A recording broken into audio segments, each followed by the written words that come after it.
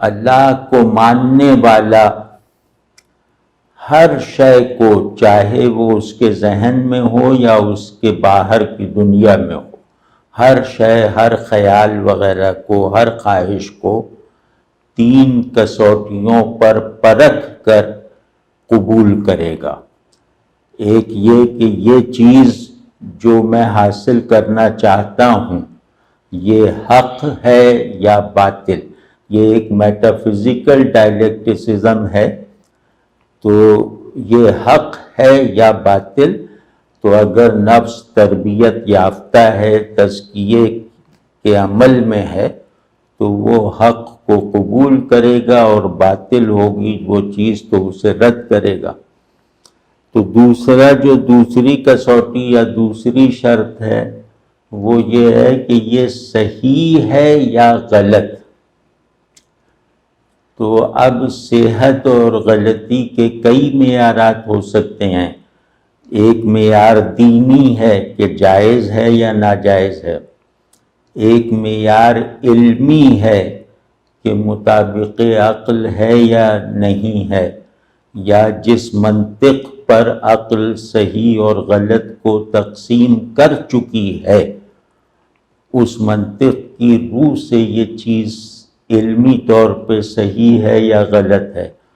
تو اسی طرح تیسرا رخ ہے کہ اخلاقی طور پر یہ چیز صحیح ہے یا غلط ہے۔ تو ان تینوں زاویوں سے وہ صحیح اور غلط پر کے معیار پہ اپنے مطلوبات کو پرکھتا ہے، اپنے آبجیکٹس کو، چاہے وہ سبجیکٹو ہوں چاہے وہ باہر ہوں، ان کو پرکھتا ہے اور ان کے رد و قبول کا فیصلہ کرتا ہے۔ تو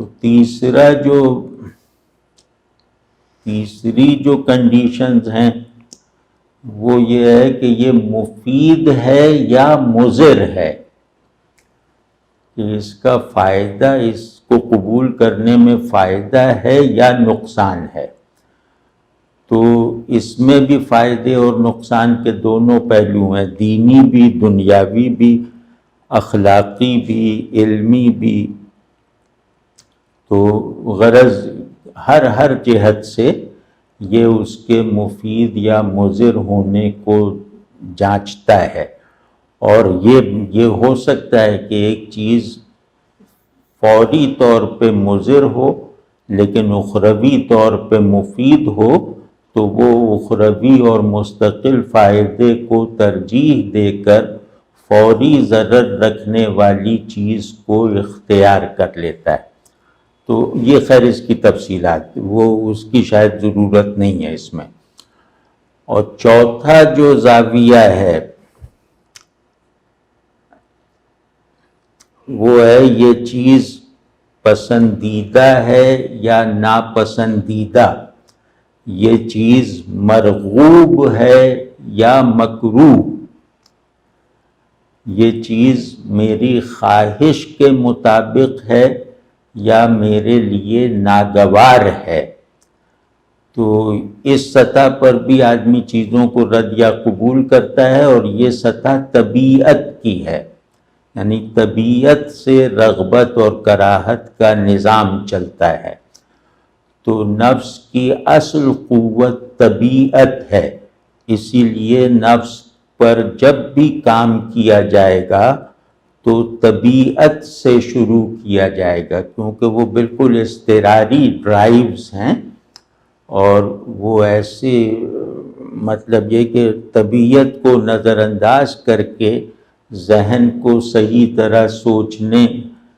اور ارادے کو صحیح اعمال پروڈیوس کرنے کے لائق بنا بھی دیا جائے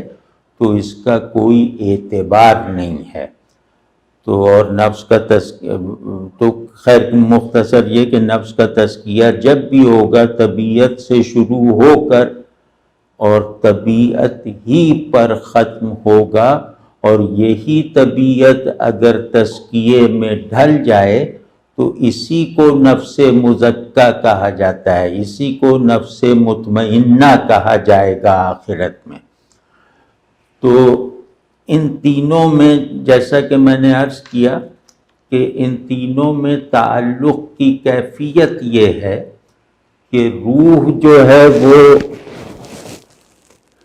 انسان میں اس کی جو گیون پیورٹی ہے اس کو امانت کے طور پر اپنے اندر رکھتی ہے، یعنی انسانی وجود کو پیورٹی، روشنی اور حرارت کی ضرورت ہے، تو وہ پیورٹی جو ہونے کی ضرورت ہے، یعنی موجود ہونے کی ضرورت ہے، وہ پیورٹی روح کی تحویل میں ہے، اور وہ حرارت جو اسی طرح کی ضرورت ہے، وہ حرارت قلب کے پاس رہتی ہے، اور وہ حرارت زندگی کے معنی میں ہے۔ تو اسی طرح تیسری چیز وہ ہے فرحت، راحت، تسکین۔ تو یہ جو تسکین اور راحت اور فرحت اپنی درست بنیادوں پر یہ طبیعت میں رہتی ہیں، یعنی اگر طبیعت کا تزکیہ ہو جائے تو اس کا حال فرحت و راحت کا ہوتا ہے،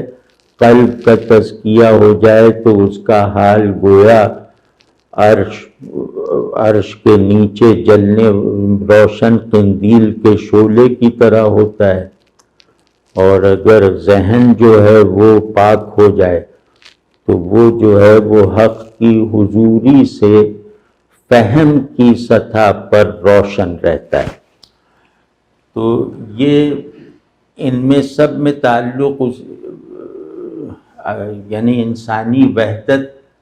کو پیش نظر رکھتے ہوئے مقصود یہ ہے کہ انسان بندہ بننا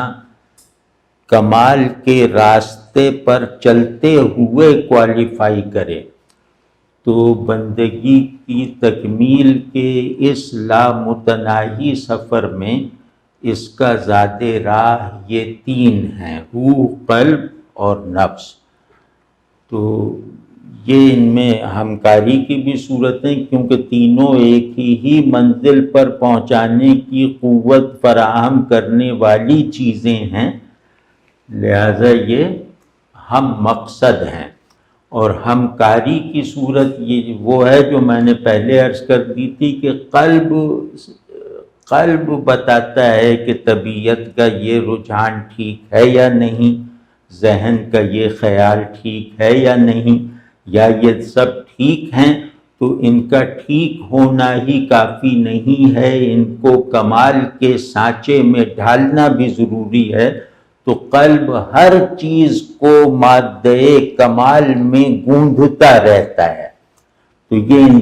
ان تینوں کے درمیان ہمکاری کی صورت ہے۔